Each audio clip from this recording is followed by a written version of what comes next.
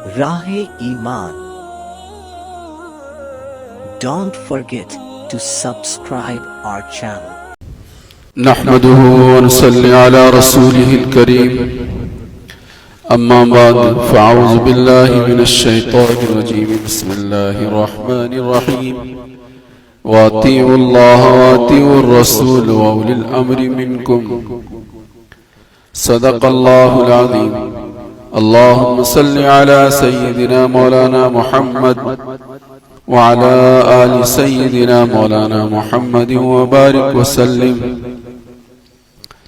اللهم صل على سيدنا مولانا محمد وعلى آل سيدنا مولانا محمد وبارك وسلم اللهم صل على سيدنا مولانا محمد وعلى آل سيدنا مولانا محمد وبارك وسلم بزرگان محترم، عزیزان گرامی، دوستو اور عزیز ساتھیو،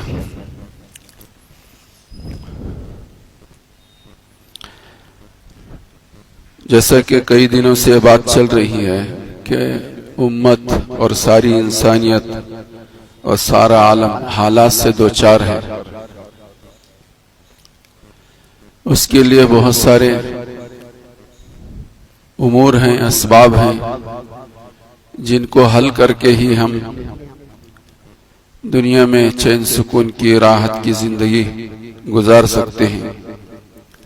بہت سارے امور ہیں، گاہے بگاہے وہ سارے امور ہم سب کے سامنے آ رہے ہیں۔ اللہ ہم سب کو عمل کی توفیق عطا فرمائے۔ ان امور میں ایک اہم امر جو ہے یہ ہے ہمارے بڑوں میں تواضع ہو، عاجزی ہو، چھوٹوں پر شفقت ہو، اور ہم چھوٹوں میں بڑوں کا ادب و احترام ہو اور بڑوں کی اطاعت ہو۔ اس چیز کے نہ ہونے کی وجہ سے بڑوں میں اور چھوٹوں میں ربط نہیں ہے، اور ربط کے نہ ہونے کی وجہ سے تمام امور ہمارے ادھورے ہیں، ناقص ہیں۔ بڑے کچھ چاہتے ہیں، چھوٹے کچھ چاہتے ہیں، بڑوں میں چھوٹوں کی شفقت نہیں، بڑوں میں چھوٹوں پر کے سامنے عاجزی بھی نہیں، اور چھوٹوں میں بڑوں کی ادب و احترام نہیں اور اطاعت کا جذبہ نہیں، جس کی وجہ سے کچھ منصوبے بن بھی جاتے ہیں تو اس پر عملی جامہ پہنانا مشکل ہو جا رہا ہے۔ اور یہ صورتحال صرف میری اور آپ کی نہیں، قریب قریب سارے ہی ملک کی یہ صورتحال ہے۔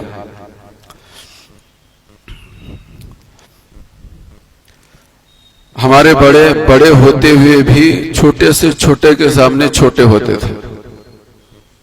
ہمارے بڑے سب سے بڑے ہوتے ہوئے بھی چھوٹے سے چھوٹے کے سامنے چھوٹے ہو جایا کرتے تھے، جس کی وجہ سے چھوٹے بھی سمجھتے تھے کہ واقعتاً یہ وہ ہستی ہے، یہ وہ ذات ہے کہ جن کے سامنے اپنے آپ کو بچھا دینا چاہیے، وہ سمجھتے تھے۔ کئی مرتبہ یہ واقعات ہم سب کے سامنے آئے ہوئے ہیں۔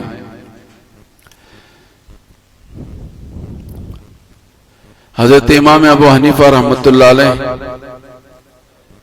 بالا خانے پر اوپر کی منزل میں رہتے تھے۔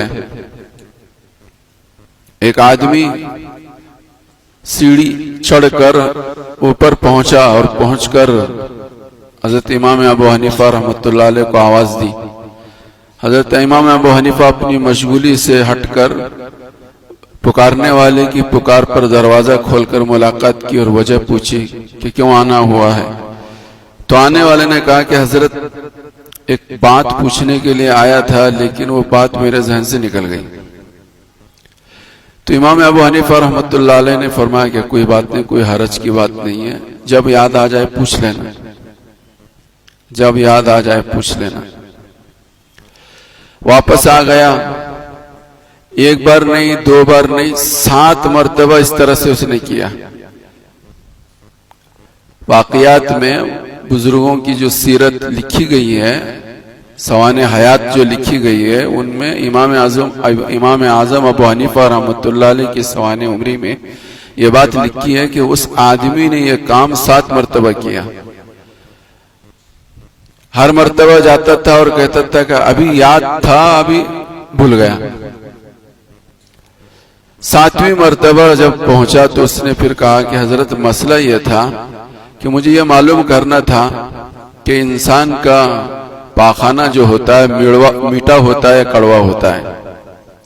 7 مرتبہ کی تکلیف دینے کے بعد جو مسئلہ پوچھا اس نے، اس آنے والے نے، وہ یہ پوچھا کہ انسان کا پاخانہ میٹھا ہوتا ہے یا کڑوا ہوتا ہے۔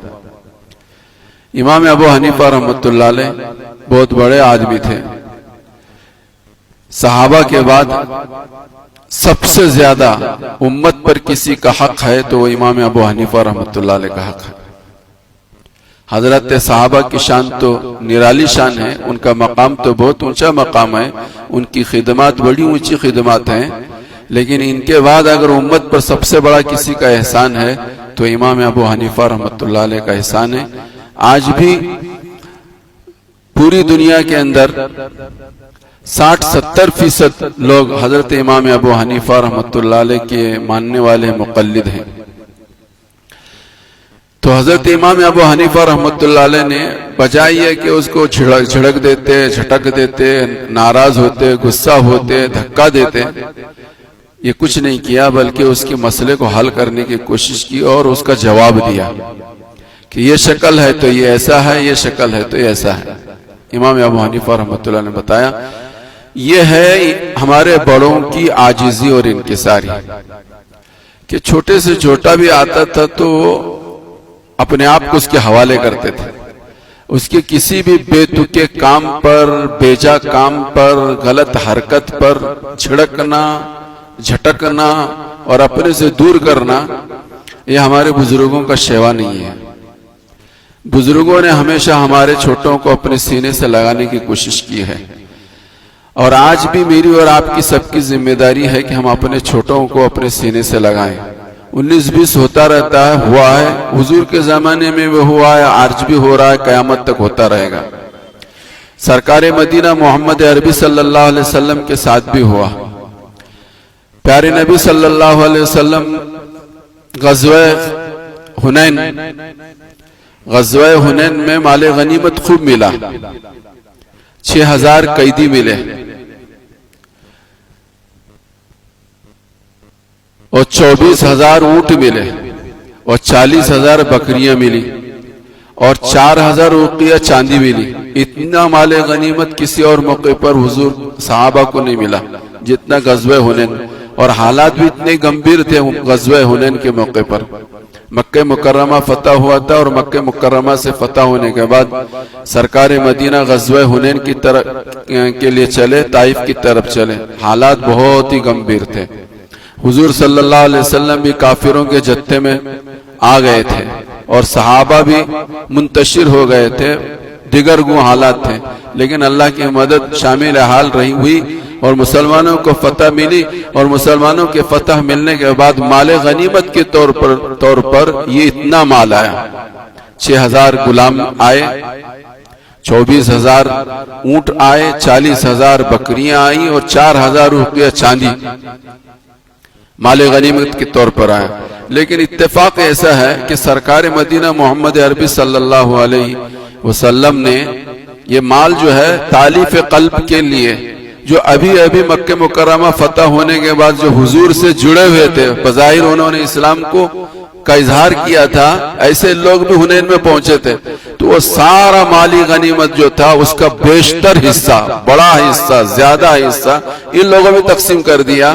اور انصار جنہوں نے جب کہ حضور علیہ السلام کو سب جھٹلا رہے تھے، انصار مدینہ نے آپ کی تصدیق کی تھی، کوئی حضور کو ٹھکانہ دینے کو تیار نہیں تھا، انصار مدینہ نے ٹھکانہ دیا، کوئی مدد کرنے کو تیار نہیں تھا۔ اس وقت مدینے کے صحابہ نے حضور کا تعاون فرمایا، تو اس موقع پر جب دیکھا صحابہ نے، نوجوان ایسے ہی ہوتے ہیں، لیکن میری اور آپ کی ذمہ داری ہے کہ ان کو نبھائیں۔ تو حضور کے زمانے میں بھی ایسا ہوا، تو تو انصار کی زبان پہ انصار کے جو نوجوان تھے انہوں نے کہا کہ ہماری تلواروں سے ابھی ان کا خون ٹپک رہا ہے، ہماری تلواروں سے ابھی ان کا خون ٹپک رہا ہے، اور مال غنیمت ان میں تقسیم ہو رہا ہے اور ہمیں محروم کیا جا رہا ہے۔ بہت بڑی بات تھی، یہ تو بہت بڑی بات تھی۔ نوجوانوں نے کہا تھا، انصار مدینہ کے نوجوانوں نے کہا تھا۔ ایک جملہ تاریخ میں سیرت میں ملتا ہے، دوسرا جملہ ملتا ہے کہ پریشانی کے موقع پر ہمیں یاد کرتے ہیں، تقسیم مال کے موقع پر ان کو یاد کرتے ہیں۔ بہت بڑی بات تھی، لیکن قربان جائیں حضرت محمد رسول اللہ پر۔ سارے انصار کو اور ان نوجوانوں کو اکٹھا کیا سرکار مدینہ محمد عربی صلی اللہ علیہ وسلم نے، اور فرمایا کہ تمہارے ایمان اور تمہاری یقین پر بھروسہ کرتے ہوئے میں نے اس مال کو ان میں تقسیم کیا ہے تالیف قلب کے لیے۔ مجھے تمہارے ایمان پر اور تمہارے یقین پر بھروسہ ہے۔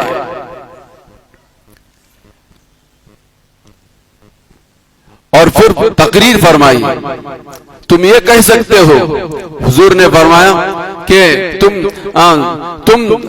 تم گمراہ تھے، میں نے میرے ذریعے سے تمہیں ہدایت ملی، تم فقیر تھے، میری وجہ سے تمہیں مال ملا، اور تم آپس میں دشمن تھے ایک دوسرے کے، میری وجہ سے تمہیں آپس میں الفت اور محبت ملی۔ یہ سرکار نے کہہ کر پھر یہ بھی کہا کہ تم ان میری باتوں کا جواب دے سکتے ہو کہ تمہارا کوئی تعاون کرنے والا نہیں تھا، ہم نے تعاون کیا، تمہیں کوئی ٹھکانہ دینے والا نہیں تھا، ہم نے ٹھکانہ دیا، تمہارے کوئی تصدیق کرنے والا نہیں تھا، ہم نے تمہاری تصدیق کی، تم میرے اس بات کا جواب ان الفاظ سے دے سکتے ہو۔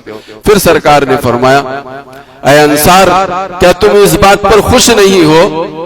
تم اس بات پر خوش نہیں ہو کہ یہ لوگ اونٹ اور بکریاں لے کر چلے جائیں اور تم لوگ محمد رسول اللہ کو لے کر اپنے گھر چلے جائے؟ یہ بات تمہیں پسند نہیں؟ یہ کہنا تھا کہ جتنے نوجوان تھے اور جتنے انصار تھے اتنا روئے کہ ان کی داڑھی مبارک سب کی تر ہو گئی۔ تو جوان تو حضور کے زمانے میں بھی ایسے تھے اور آج بھی ایسے رہیں گے، قیامت تک بھی ایسے رہیں گے۔ تو ہمارے بڑوں کی بڑی ذمہ داری ہے کہ ان کو اپنے سے قریب کرنا۔ تو میں یہ کہہ رہا تھا کہ تواضع اور عاجزی ہمارے بڑوں میں ہونا، اور بڑوں کے اندر یہ چیزیں ہونی چاہیے کہ جس کی وجہ سے ہمارے جوان ہم سے قریب ہوں، ہمارے جوان ہم سے قریب ہوں۔ حضرت مولانا اسد اللہ صاحب مظاہر علوم سہارنپور کے بہت بڑے ذمہ دار مولانا اسد اللہ صاحب گزرے، ان کے خادموں میں یہ خلیفہ تھے حضرت تھانوی نور اللہ مرکزوں کے، اور ان کے خلیفہ تھے حضرت مولانا قاری صدیق صاحب باندھوی رحمت اللہ علیہ۔ مولانا اسد اللہ صاحب ایک بڑے نظیف اور بڑی صاف ستھری طبیعت کے مالک تھے، بڑا شاہانہ انداز سے رہتے تھے۔ اتفاق سے ایسا ہوا کہ سڑک سے گزر رہے تھے، جھاڑو مارنے والی جو سڑکوں پر جھاڑو مارتے ہیں وہ اس طرح سے جھاڑو مار رہی تھی کہ ان کے گزرنے کے وقت وہ ایسا جھاڑو ماری کہ جس کی وجہ سے مولانا اسد اللہ صاحب کے سارے کپڑے گندے ہو گئے۔ تو مولانا اسد اللہ صاحب اپنی طبیعت کی نظافت کی وجہ سے انہوں نے ان کو کچھ ڈانٹ دیا، اور ڈانٹ کر پھر اپنے مدرسہ مظاہر علوم سہارنپور پہنچے، اور بعد میں ان کو خیال آیا کہ یہ تو ڈانٹنا تو میرا حق نہیں بنتا، میں نے خامخواہ اس کو ڈانٹ دیا۔ اپنے شاگردوں کو اور اپنے خادموں کو دوڑایا کہ دیکھو خادمہ جو جھاڑو مار رہی ہے وہ کہاں ہے، تلاش کرو، ان کو بلا کر لاؤ۔ وہ سب دوڑے ادھر ادھر بھاگے، تو کہا کہ حضرت وہ تو کہیں ہم کو ملنے کو تیار بھی نہیں ملی۔ تو حضرت خود تلاش کے لیے نکلے اور ان کو ایک جگہ پر راستہ صاف کرتے ہوئے پایا، اور حضرت مولانا اسد اللہ صاحب نے اس جھاڑو مارنے والی سڑک پر جو عورت تھی اس سے کہا کہ مجھے ڈانٹنے کا تمہیں کوئی حق نہیں بنتا تھا، میں نے تمہیں ڈانٹ دیا، اللہ کے واسطے تم مجھے معاف کر دو، اللہ کے واسطے۔ یہ تو بڑے تھے اور چھوٹوں سے چھوٹوں کے سامنے بھی یہ اپنے آپ کو بچھا دیا کرتے تھے۔ یہ ہمارے بڑوں کی خصلت اور ہمارے بڑوں کی عادت رہی ہے۔ حضرت تھانوی نور اللہ مرقدوں کے متعلق یہ بات لکھی ہے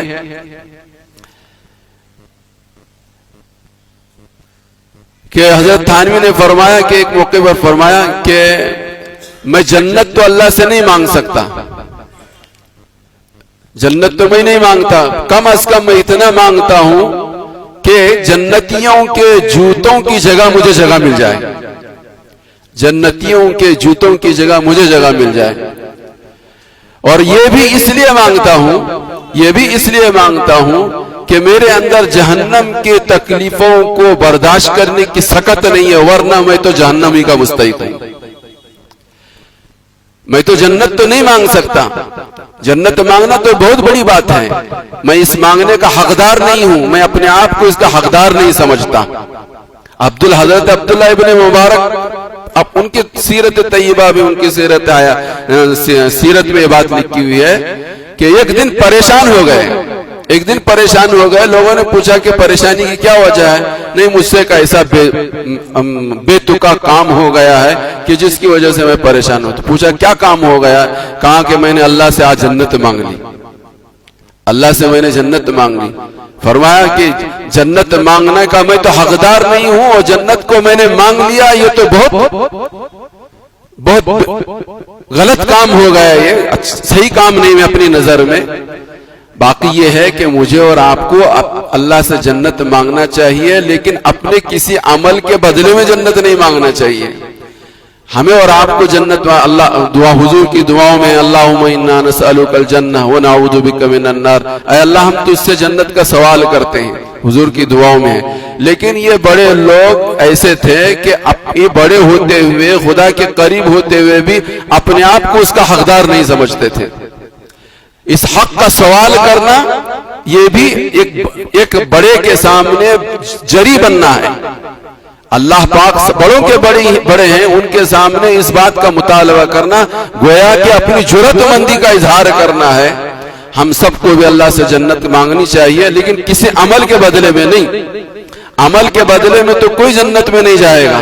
سرکار نے فرمایا کہ کوئی عمل کے بدلے میں جنت میں نہیں جائے گا۔ صحابہ نے پوچھا یا رسول اللہ آپ بھی عمل کے بدلے میں جنت میں نہیں جائیں گے؟ فرمایا سرکار نے ہاں میں بھی اپنے عمل کے بنیاد پر جنت میں نہیں جاؤں گا، الا ان تغمدنی اللہ، اللہ یہ کہ اللہ کا فضل میرے ساتھ شامل حال ہو جائے تو میں جنت میں چلا جاؤں گا، ورنہ کوئی عمل کی بنیاد پر جنت میں نہیں جا سکتا۔ تو ہمارے بڑوں میں تو یہ تواضع تھی، یہ عاجزی تھی۔ ہمارے چھوٹوں میں شفقت اور یہ اطاعت ہونی چاہیے، چھوٹوں میں ادب اور احترام اور اطاعت ہونی چاہیے۔ اگر یہ دونوں چیزیں ہوں تو آنے والے دنوں میں امت کے جو بڑے بڑے مسائل ہیں، ان دونوں خوبیوں کی وجہ سے ہم حل کر سکتے ہیں، بڑے چھوٹوں سے قریب ہوں اور چھوٹے ادب اور احترام کے ساتھ اور کیا کہتے ہیں اطاعت کے ساتھ اگر زندگی گزارنے کا ذوق اور شوق رکھیں گے تو انشاءاللہ آنے والے دنوں میں بڑے بڑے مسئلے بھی ہم چٹکیوں میں حل کر سکتے ہیں۔ اللہ تک پہنچنے کا کہ 7 درجے علماء نے نقل کیے ہیں، 7 زینے ہیں کہ جن زینوں پر چڑھ کر ہی آدمی اللہ تک پہنچ سکتا ہے۔ ان میں سب سے پہلا زینہ جو ہے وہ ادب ہے، با ادب با نصیب بے ادب بے نصیب، با ادب با نصیب بے ادب بے نصیب۔ ادب جو نہ سیکھے وہ حیوان ہے، ادب سے انسان ہے، ادب جو نہ سیکھے وہ حیوان ہے۔ تو سب سے پہلا درجہ اللہ تک پہنچنے کا جو ہے وہ ادب ہے کہ چھوٹوں میں بڑوں کا ادب ہو، چھوٹوں میں بڑوں کی اطاعت کا جذبہ ہو، چھوٹوں میں بڑوں کی بات کے ماننے کی خوبی اور صفت ہو۔ آج صورتحال یہ ہے کہ ہر ایک دوسرے سے اپنی بات منوانا چاہتا ہے، ہم میں سے کوئی بھی کسی کی بات ماننے کو تیار نہیں۔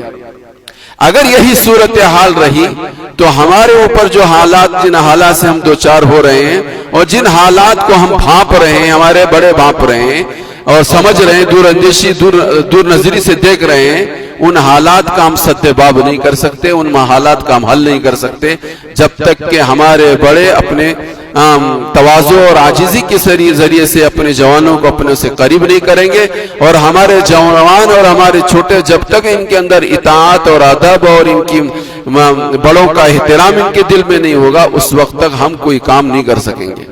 اس لیے ضرورت اس بات کی ہے کہ بڑے ہمارے اپنے بڑے ہونے کو سمجھے اور جوان ہمارے جو ہیں اپنے آپ کو بڑوں کا تابع بنا کر چلانا سیکھیں، تو انشاءاللہ ہمارے مسائل بہت آسانی کے ساتھ حل ہوں گے۔ یہی زینہ ہے، پہلا زینہ ہے کہ جس زینے پر قدم رکھ کر ہی ہم اللہ کے قریب بھی ہو سکتے ہیں اور دنیا کی زندگی بھی بہتر سے بہتر بنا سکتے ہیں۔ اللہ مجھے بھی اور آپ کو بھی سب کو سمجھنے کی توفیق عطا فرمائے۔ وآخر دعوانا الحمدللہ رب العالمین۔